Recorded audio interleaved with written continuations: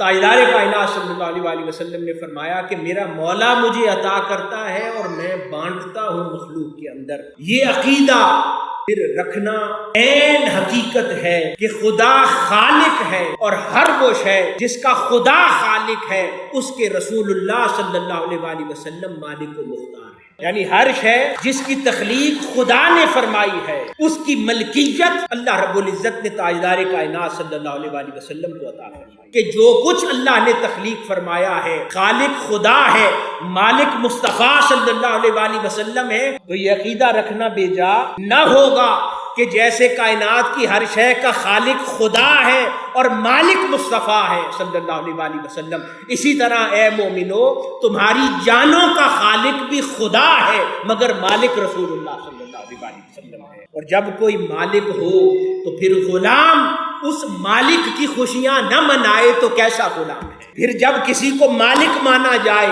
اور اس کی تعظیم نہ بجا لائے تو کیسا غلام ہے؟ پھر جب کوئی کسی کو مالک مانے اور پھر اس مالک کے احکام کو زندگی میں داخل نہ کرے، اس مالک کے رنگ میں رنگا نہ جائے، اس مالک کے اخلاق میں اپنے اخلاق کو رنگ نہ لے تو پھر کیسا غلام ہے؟